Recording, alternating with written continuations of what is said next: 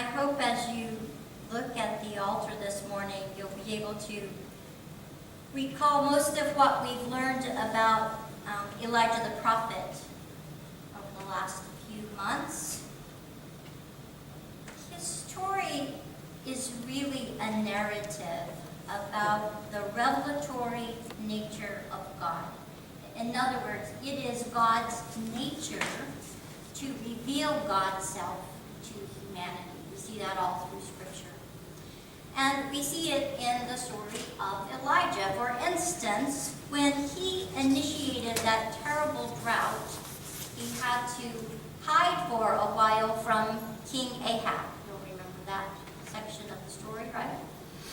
But the Lord was revealed to him in that solitary place. God ordained ravens to bring food every morning and every evening, and thereby Elijah had something to eat. They're in the tree. Can you see the ravens in the tree? I'm sure they're not blackbirds. I'm sure they truly are ravens, and they really are real, so duck if they take off. Just saying. Did you know that some cultures believe ravens are actually messengers between the spirit world and the earth? And God used them in that particular way. They were messengers of mercy for Elijah. They kept him alive during that time of hiding. And God was revealed to him through the sustenance that they provided. There was a stream of water running through that place where Elijah was hiding. Maybe you will remember that as well.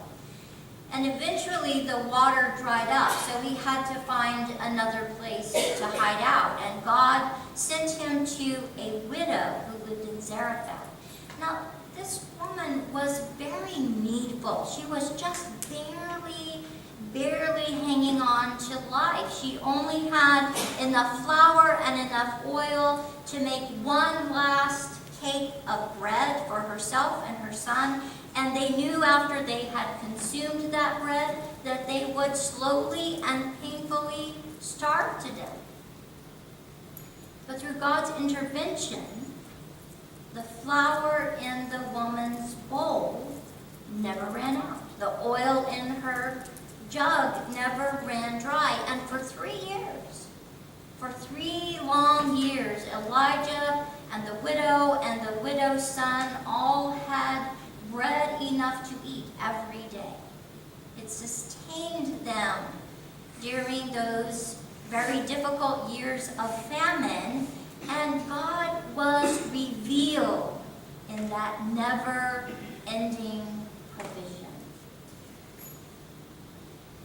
After some time, the widow's son became ill, and then he eventually died. And the woman blamed Elijah, and she blamed herself for that terrible loss.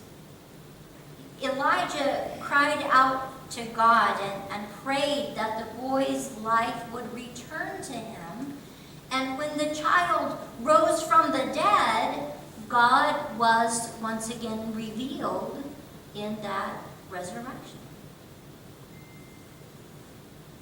Probably the best known biblical story about Elijah is the one when he called the prophets of Baal to task. He challenged them to a contest, right?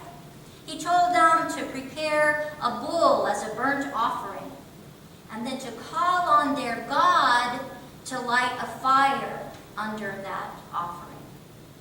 So the prophets prepared a sacrifice, and all day long they called out to Baal to light that fire, but Baal never did respond to his prophets.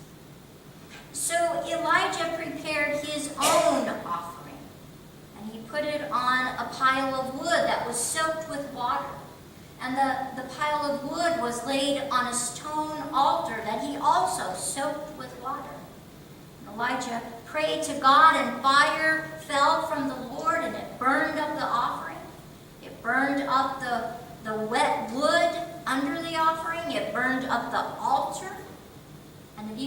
burned up the soil underneath the altar. And God was revealed in that mighty, all-consuming fire. Last week, we learned that after that event, Queen Jezebel was after Elijah. She planned to kill him. And he collapsed as he was running away for his life. He collapsed in the wilderness because the journey he was taking was just too much for him.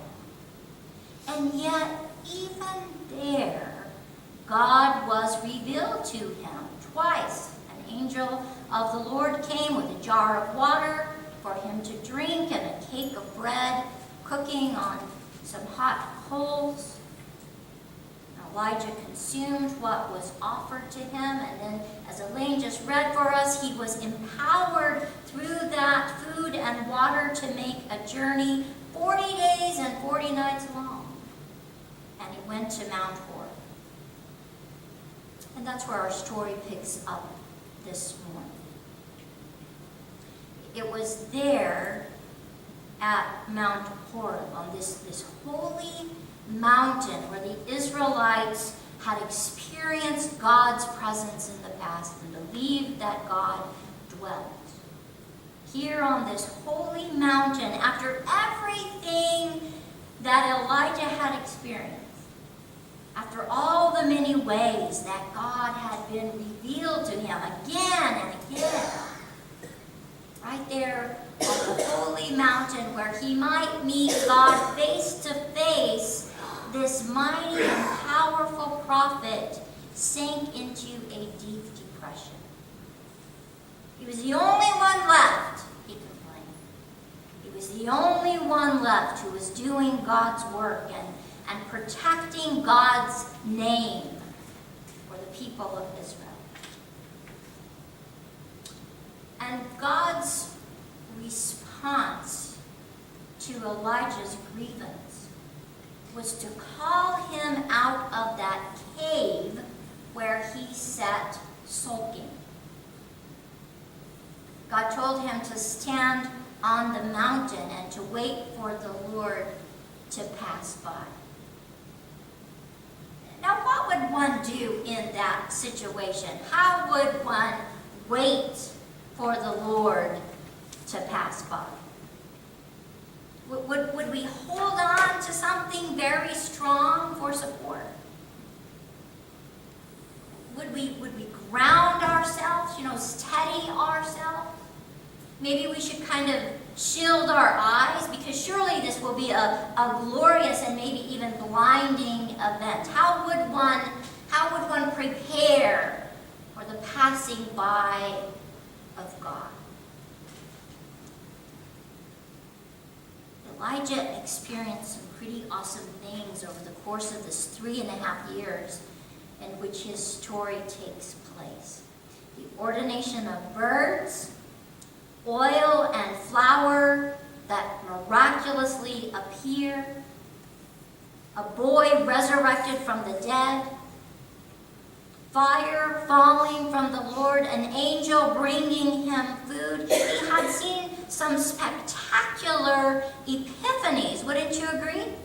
Some spectacular epiphanies, and he himself had participated with God in some amazing works of testimony.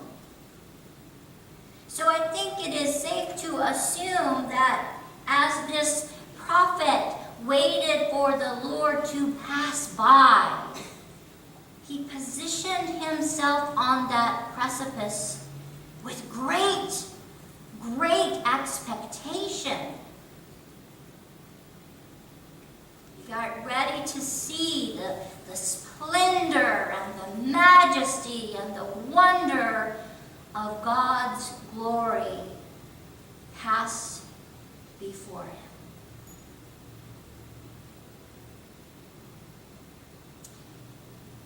While he was waiting, the wind began to blow. But this wasn't just an ordinary wind. It was a wind so very strong that it actually split the mountain where he stood. It broke up big chunks of rock and hurled them into the sky and threw them down the face of the peak. But Elijah didn't find God in that earth-shattering wind. After some time, it began to die down, and as soon as it did, the earth underneath him began to tremble. And no doubt it violently pitched Elijah all about. Maybe he even fell to the ground. It shook everything around him. And still, he didn't find God in that ferocious quake. And suddenly Elijah was surrounded by fire. Fire, just like the day that he had his offering consumed by fire from the Lord.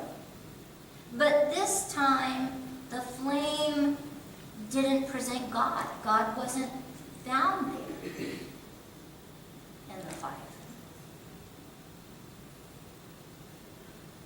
So Elijah continued to wait for God's next glorious revelation.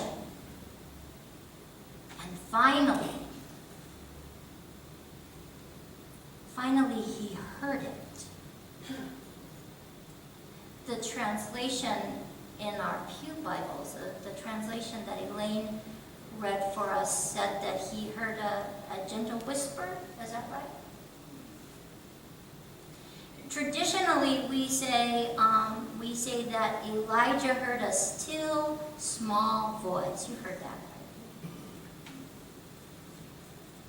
But actually, the phrase literally says, Elijah heard a sound of fine silence. And in that silence, Elijah found and knew his God. Once we've experienced the Lord in a mighty way, in a significant and glorious way, a way that we just can't wait to proclaim to other people, then we expect God to keep showing up in that same kind of wonderful, spectacular revelation. And when God doesn't do that, we feel abandoned. We say, oh, God has turned away from me. We say, oh, God must not love me because God has ceased to reveal God's self to me. So there's a theory that when we experience times of great spiritual high, we are vulnerable to the wiles of Satan. Theoretically, the devil attacks us when we feel very close to God, and then suddenly we feel as though God has abandoned us. But I want to tell you, church, I don't buy into that theory. I don't buy into it. For one thing, I'm not about to give anyone but God credit for the things that happen in my life. I refuse to give praise or power to forces of evil. But additionally, I have to accept responsibility for my spiritual lull. When I'm in a cave of despair, I'm just going to have to realize I'm the one who put me there. I'm the one who made my way up that mountain pass on my very own 2 feet. And I settled myself right there in that cold, dark loneliness with no help at all. When I can't feel God, it's because I'm not trying to make contact with God. And that's probably because God has disappointed me in some way.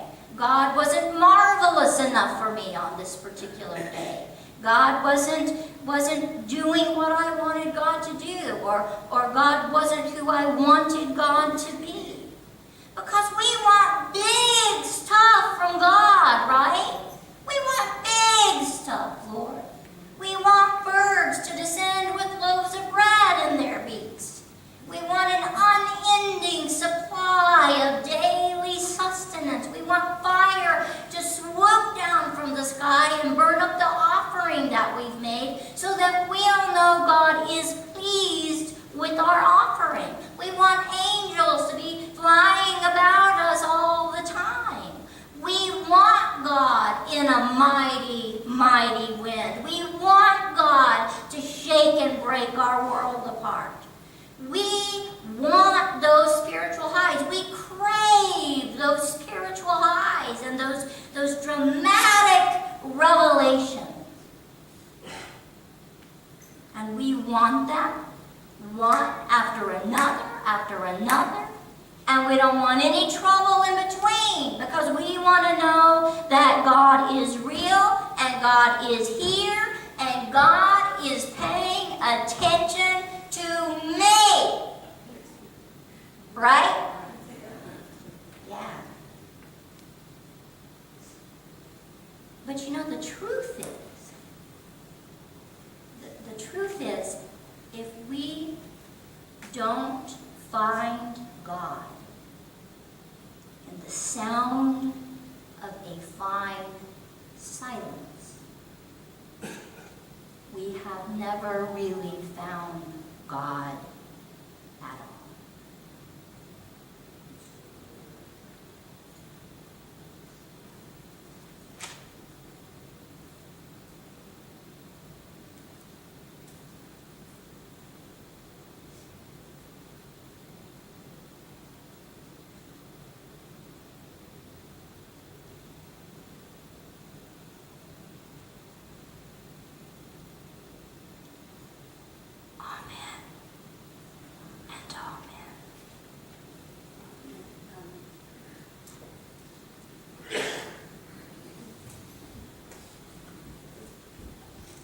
Bulletin was printed on Tuesday before the pastor planned the service on Friday.